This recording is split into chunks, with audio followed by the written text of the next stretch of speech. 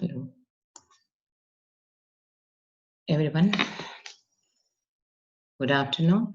Today we are going to learn the poem by Rabindranath Tagore, Where the Mind is Free.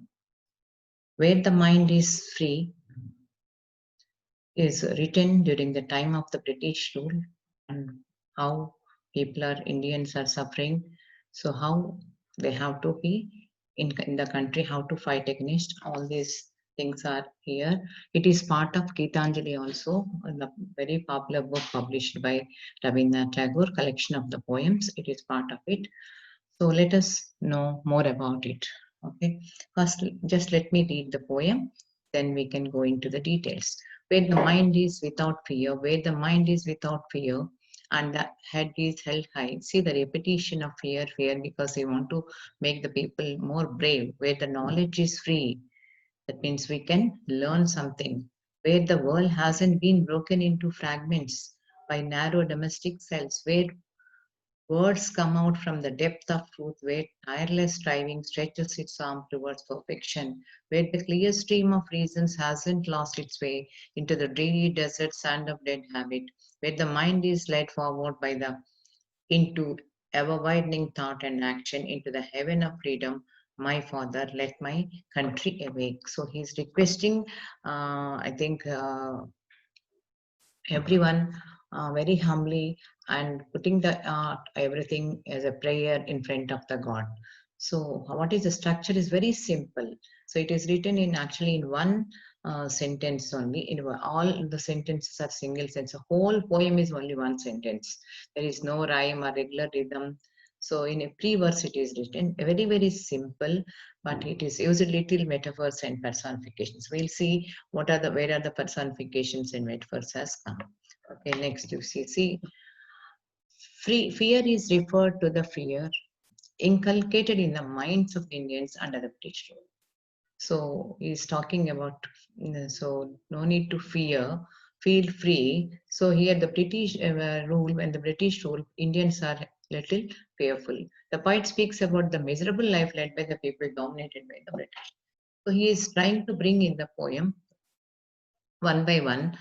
So, what are the problems Indians are facing? What are the measures they have to take to come out of this kind of fear, and they have to fight and make India free? He envisions India as a country where the people's minds are free from fear and they live a dignified life. He expresses that freedom can be attained only when the mind is fearless and the head is held high, when the respect and dignity. So he is giving some suggestions and hints for the Indians. So if they want to lead a dignified life, they have to live without any fear. And freedom can be attained only when mind is fearless. So when we are fearless, our thinking is fearless, we can do something. So he is also saying where knowledge is free, so independence would give them freedom. So they can acquire knowledge and self-reliant, which is restricted during the British rule. So they have so many restrictions at the time. They can come out of them. So if we start bit by bit, so what is the uh, sentences used in the poem? Where the world hasn't been broken up into fragments by narrow domestic walls. So he is saying what is stopping the Indians to come out of this? Some kind of, he's saying some into, so how the world fragments by narrow domestic walls. So people will be thinking always, so we are the, maybe in Tamil Nadu. So Andhra Pradesh, Arunachal Pradesh. So a lot of, maybe these are, we are in fragments. So we are not united as atom in that country. Here the poet speaks about the various evils that crept into the society at that time. The British used the divide and rule policy by creating rivalries among different sections of the society, either based on caste, creed, or religion, or can be regions. Narrow domestic walls refers to the walls of the religion, race, caste, and creed created by the people. So it may also refer to the various superstitions, beliefs that prevailed in the society during that time. Where the words come out from the depth of the truth implies that he envisioned his countrymen to live their lives with honesty, depth of the truth. Honesty is the best policy always. So if the people lead their lives with honesty and they utter the truth, they can come out. Where tireless striving stretches its arm towards perfection. So once truth is achieved, and it is easy for us to achieve even perfection. So is the personification we can see here to denote tireless striving. Our struggle is, we are struggling tirelessly, but striving is here, I think is modifying using tirelessness. Striving is tireless. So the quality of the humans of the striving is given to striving, given to the striving. So which is only kind of activity or maybe feelings are here described as tireless. The poet says that one's goal should be to attain perfection. Then all those years of struggle should finally reach its goal of attaining freedom and perfection. So what is happening at the time? India is struggling for the freedom. All these years of struggle, not 1 year, 2 years, I think we struggled for a number of years. So finally reached to a goal of attaining freedom and perfection. So tireless striving struggles arms towards perfection. So many people joined here to fight against the Britishers to bring India freedom. Where the clear stream of reason has not lost its way into the dreary desert sand of dead habit. The poet uses metaphor for reason of the habit here. So metaphor is actually a kind of imaginary word. He refers to person as a clean stream.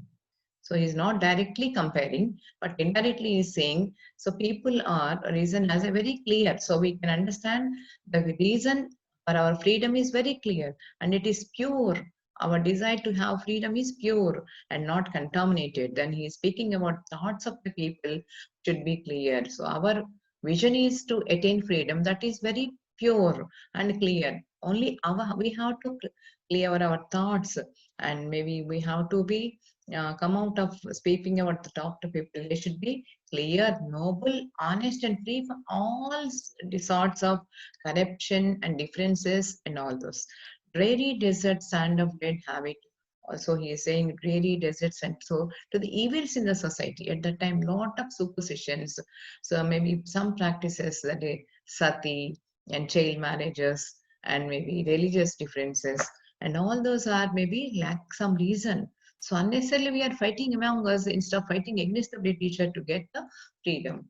Where the mind is led forward by thee. So we need now the presence of God, the support of God to come out of all these evils and fight together, united against the Britishers and get freedom.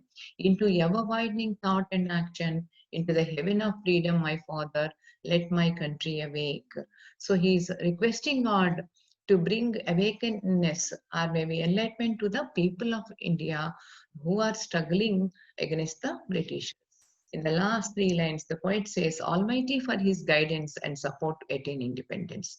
The poet wishes his countrymen to be led forward by the noble thoughts and actions. He refers to freedom as a heavenly place and addresses God as the Father.